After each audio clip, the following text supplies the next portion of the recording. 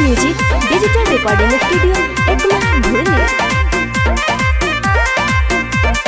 ढेर काहे बनो तारा बाबू बदमाश हो, अभी ये निकाल दे हम तोहर सांस हो। अच्छा इतना बोल बा तब का ढेर काहे बनो तारा बाबू बदमाश हो, अभी ये निकाल दे हम तोहर सांस हो।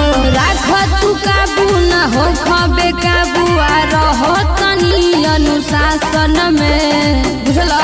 सुन हमारा नजकिया वेद शासन में राइफल बटावा हमरा सन में। हमारा नजकिया वेद शासन में राइफल बटावा हमरा सन में। अरे तेहू ले जाइए। अच्छा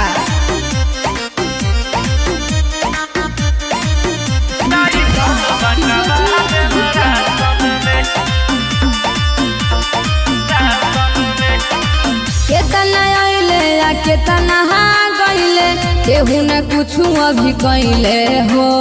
तोहरा लेखा बात फेकावा लइका, केतना जहाना भेटैले हो।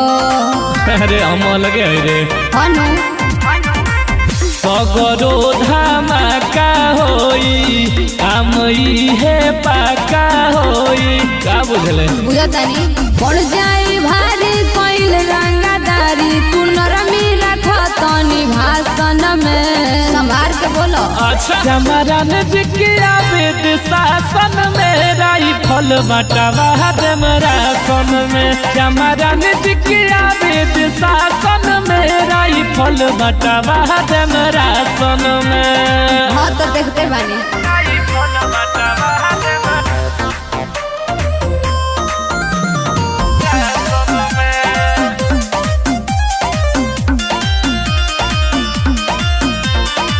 ओके तू इतना हाबी नहीं हवा, ढेर देखावो न बाबी हो। मनीष मिथिलेश राजू हो सुनो, बनो न बड़का बागी हो। काहे हो तरह हल्का मिले करे हल्का में लोना प्यारी, सगरो चले